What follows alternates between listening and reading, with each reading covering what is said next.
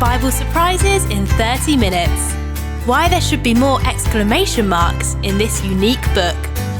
Writer, church pastor and Bible teacher Mike Beaumont explains all to David Taverner.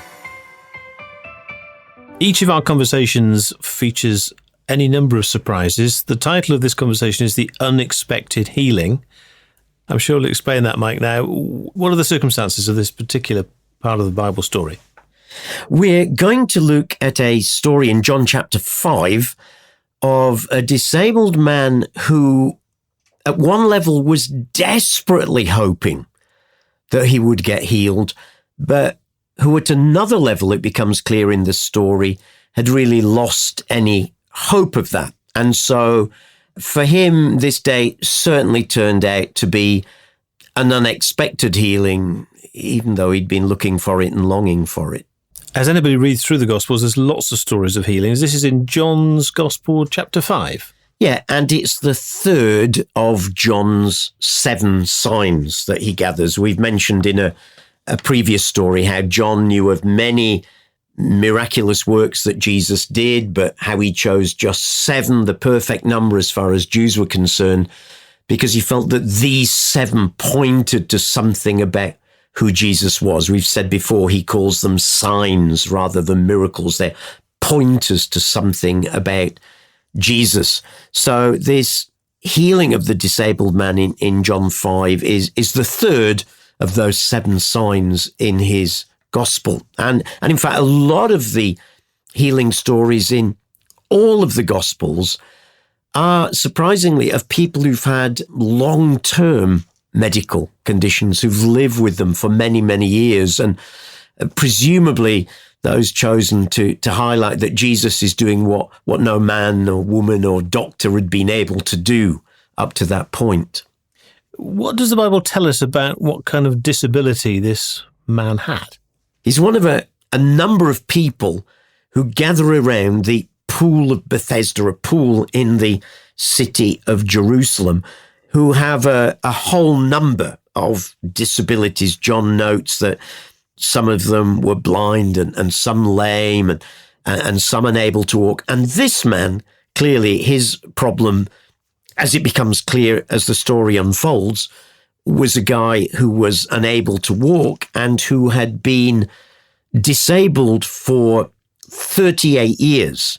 We read that among the great number of disabled there was one who'd been disabled for 38 years, John notes. Which is a long time.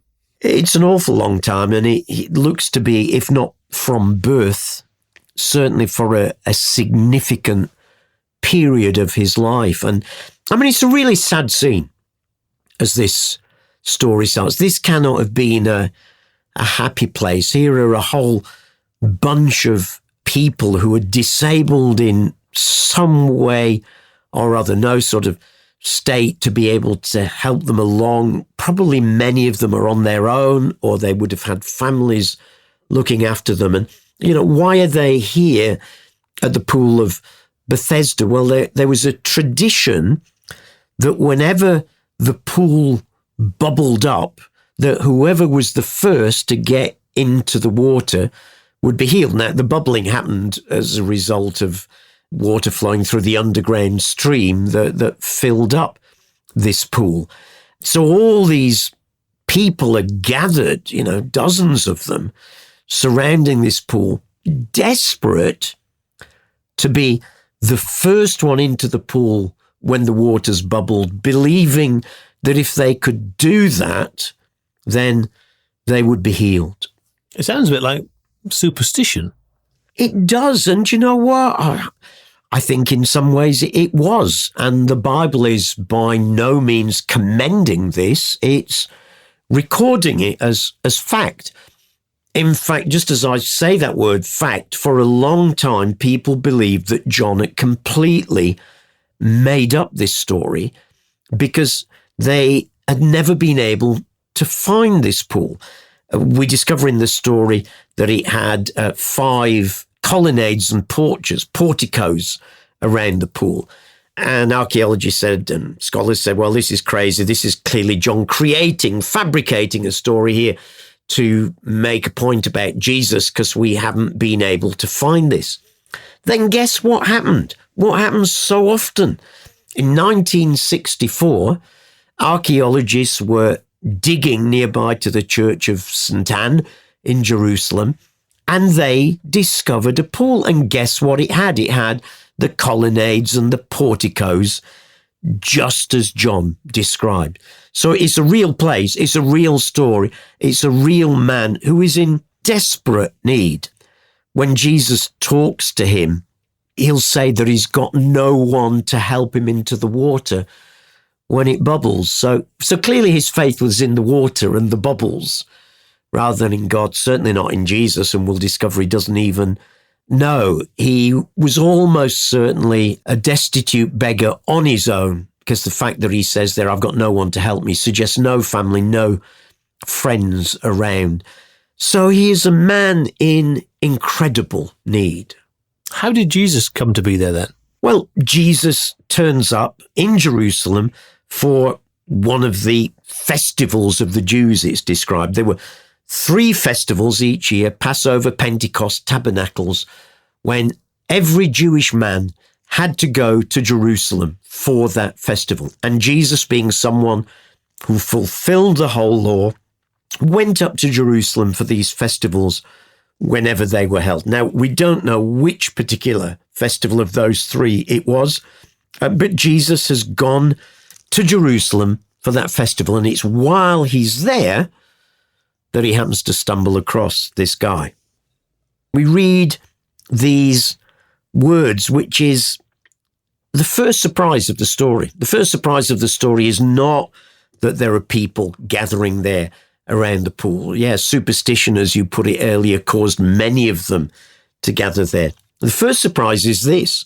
We read that when Jesus saw him lying there and learned that he'd been in this condition for a long time, he asked him, "Do you want to get well?" That's a crazy question. Well, it seems so, doesn't it? Because you think, well, surely anyone who'd been disabled, who'd been ill for such a long time, would want to get well. After all, that's why he's there at the pool. That's why he's hoping to be able to get into the pool when it bubbles up. But it's like Jesus is digging beneath the superficial, beneath the obvious. You know, do you want to get well? Obvious answer, yes, I do. But it's like Jesus sees this man has lost something. Now, was it that he had simply lost hope because of his long-term illness? As a pastor, I've seen that happen with people. Was it he had lost hope? Was it he was so disheartened? He clearly goes on to say, well, you know, I've no one, sir, the invalid replied, I've no one to help me into the pool when the water's stirred, and while I'm trying to get in, someone else goes down ahead of me. So, you know, if only I could get in that water would make me well, but I just can never get in there. I get trampled on. Everyone gets in there before me. So was it that Jesus saw he'd lost hope and lost heart? Or was it perhaps that the man had settled into a way of life that was comfortable, that he was familiar with? You know, sometimes I've seen people with long-term illness that has almost become a friend. It's something they know that is fixed. It's something to talk about with people. And I'm saying that really tenderly as a pastor. But, you know, for this guy, he'd had to become a beggar. And the truth is that in those days, being a beggar could be quite a profitable way of life, a comfortable way of life. I mean, we know from stories in our own days, there are people who will often sit on the streets of the big cities of England, like London and Manchester and so on. And as you passed, we'll all have heard them, you know, spare any change.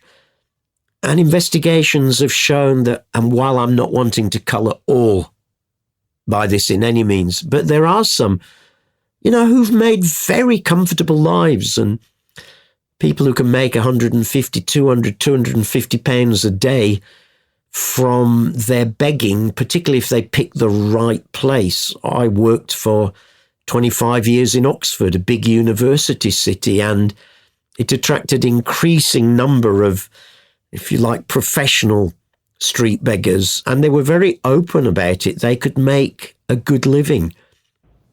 Or, another example for us today might be, and again, let me speak tenderly here, but people who deliberately take advantage of government benefits and handouts because that is easier than going out to work. Now, I quickly want to underline that not everybody on benefits is that sort of person. Far from it. But there are some who abuse the system and live in that comfortable way, and they've got this endless back problem that never seems to get right. So, had he lost hope? Had he settled into a comfortable way of life? We simply don't know. What we do know is that Jesus saw there was something deeper going on. And that's why he asked this question, this surprising question: do you want to get healed?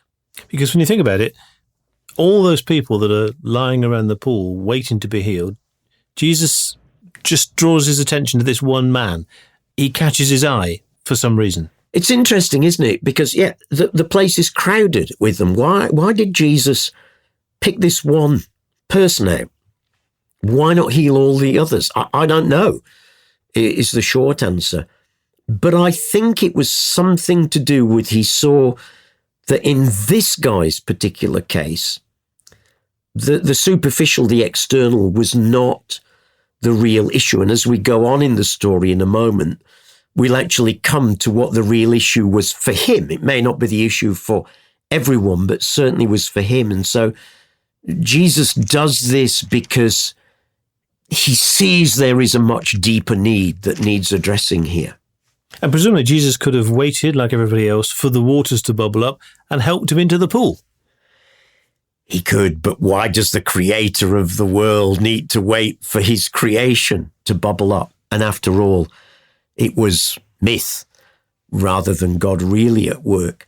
So what he does is he decides to act himself. He cuts through all of that. He doesn't want anyone here saying, oh yeah, it was the water, when this pool bubbles up, my goodness, this is it. This is the secret. No, he wants to take people's eyes away from that. Remember, this is one of John's signs, one of John's pointers pointing to who this guy is. So he cuts through it with the second surprise of the story, because if the first one is asking the man, do you want to get healed? The second surprise is telling the man to do something he can't do. And that's telling him to get up. In verse 8, we read, Jesus said, get up, pick up your mat and walk. Now, hang on. Hello, Jesus. This is what he can't do. But look what we read. At once, the man was cured. He picked up his mat and walked. Something instantaneous, an instantaneous miracle happened at that point. How did it happen? We don't know. Did the man feel something tingling in his legs? Were those atrophied legs suddenly turned to become strong? And he just knew. But instantly, he gets up. And what I find really fascinating about this story, there must have been something powerful in the way that Jesus said that. Perhaps Jesus wasn't the first person to say, come on, could you not try and walk at least? There's none of that. It's just get up and walk. And there was something about the way he said it and whatever happened in his legs that he gets up. The interesting thing is, there's no faith involved here. The man has not believed who Jesus is. The man's not even called out to Jesus like some in the Gospels do. They come to him and say, could you heal me? They stretch out to him in some way or other. There's no faith here. In fact, when the man is questioned by the Pharisees later about what went on, because they see him carrying his mat on the Sabbath and start finger wagging, how dare he do that? Who's healed you? And in verses 12 and 13, we read that the man who was healed had no idea who it was, for Jesus had slipped away into the crowd. So is there only no faith, there's no knowledge of who Jesus is. And I love that, because it highlights that faith isn't always needed. I thought you needed to have faith to be healed.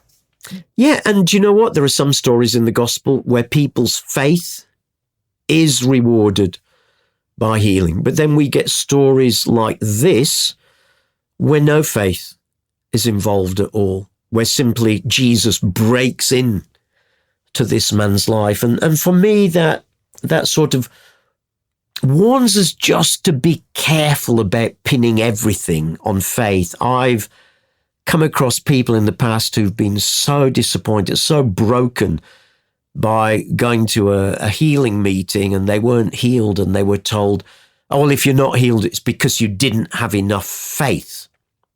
Well, that's putting an awful lot on the person and their faith rather than on God, who is doing the healing. So the New Testament has a whole mixture of people who reach out in faith, like the ruler of the synagogue who reaches out to Jesus to come and heal his daughter, the woman who reaches out and says, even if I touch Jesus' garment, I'll be healed. So yes, there are stories where faith leads to healing, but there are also stories where there's no faith and it leads to healing. Why?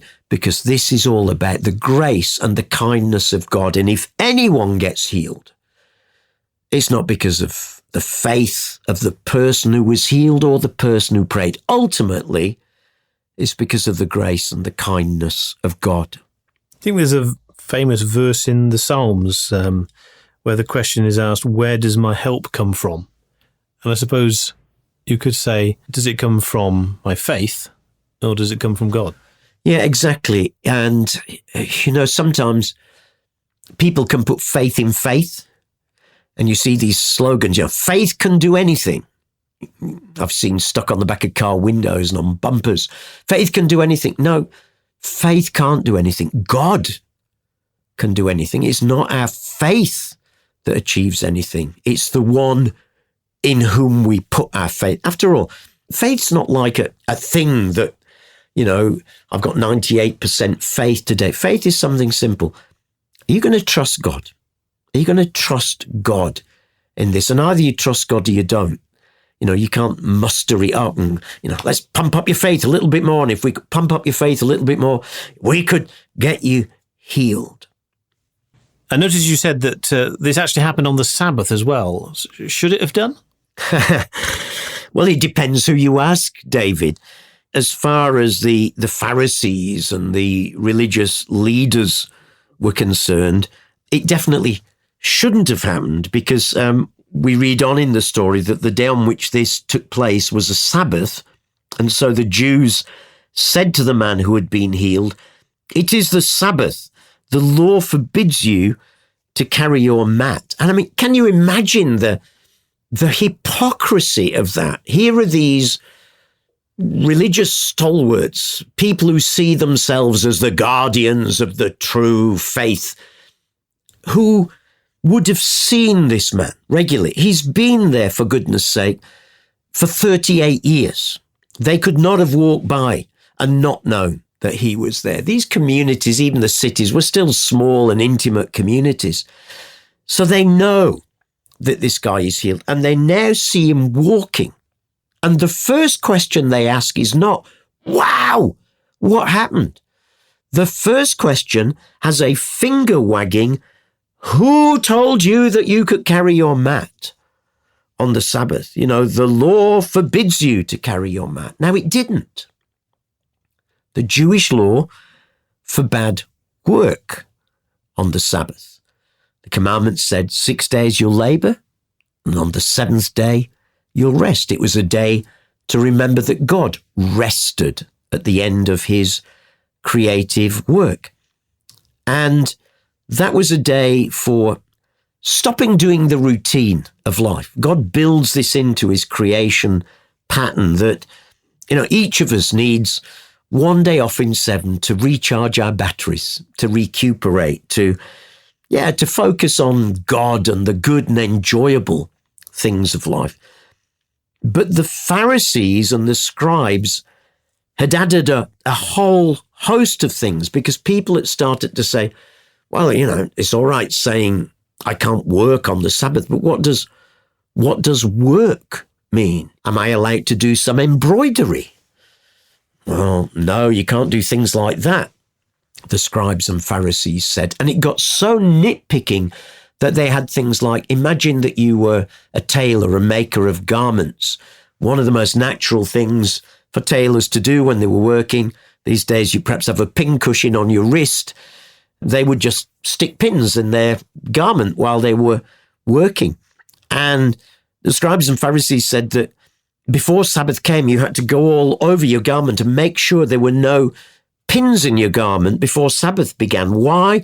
Because if you were carrying a pin, you would be carrying a burden, and carrying a burden was work, and work was forbidden on the Sabbath. And so they literally wrote down many of these extra laws. No carrying of pins in your garment. What about, I've got toothache. Am I allowed to rub vinegar on my tooth to get rid of the toothache? No, that's work. You're moving your finger backwards and forwards. But I'll tell you what you could do. You could put some vinegar on your food, and if the vinegar happens to get on your tooth and heal it, that's fine. But no rubbing of vinegar on your tooth. And literally, that was written down. So this, you cannot carry your mat, was not what was written in the law. It was written in the myriad of additional laws that the religious leaders had accrued by the time of Jesus. And it's for breaking their law rather than God's law that they get so infuriated. So the man with the disability is now able to walk. He doesn't know who it is that's enabled him to be healed, because you said Jesus slipped away into the crowd. What happens next? Yeah, well, Jesus hunts him down later in the day. It's fascinating. Verse 14 says that later Jesus found him at the temple, and he said to him, oh, here comes another surprise in the story. See, you're well again. Well, that bit's obvious, isn't it?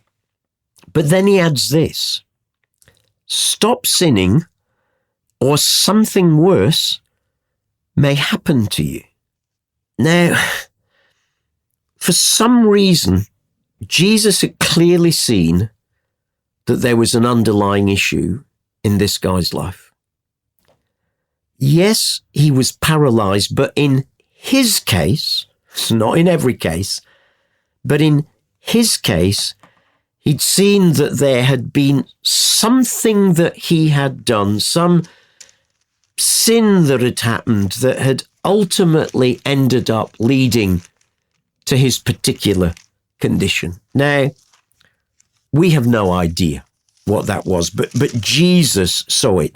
I do want to stress this does not mean that every time someone has an illness or a disability of any kind, that it means their sin. Why do I say that? Because there's another story in John 9 where some of Jesus's disciples see a blind man and say to Jesus, Rabbi, who sinned, this man or his parents, that he was born blind? And Jesus says, neither this man nor his parents sinned. This happened so the work of God might be displayed in him.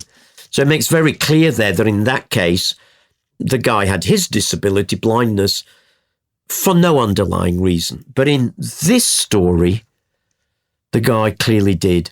And Jesus doesn't want to leave the job half done. Just healing him physically, well, what a blessing. But it was still only half the job.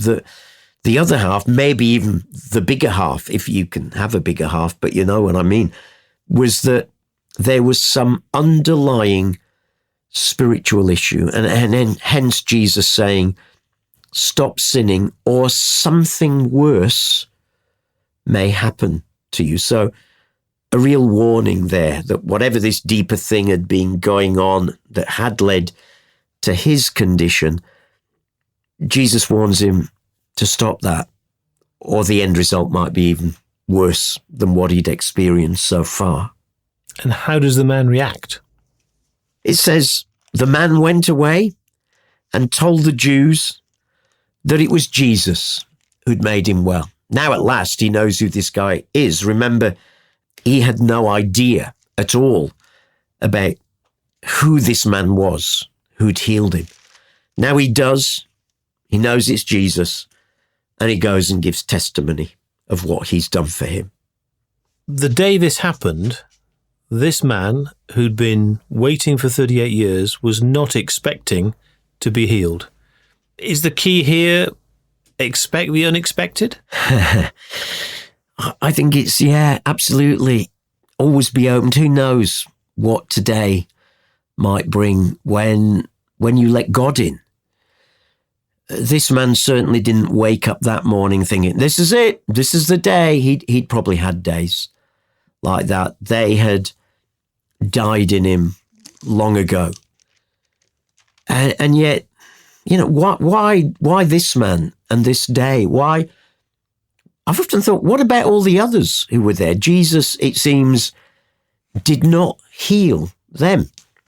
There's an interesting thing that Jesus goes on to say in the section straight after this story that John draws out of it, where the Jews start to oppose Jesus because he did this on the Sabbath. And Jesus will take the opportunity to say, why am I working on the Sabbath? Because my Father's always working. But he goes on to say, I tell you the truth, the Son can do nothing by himself. He can only do what he sees the Father doing. And for some reason, Jesus saw that day that what the Father was doing was wanting to heal this man, and lines himself up with that and brings about that miracle of healing for him.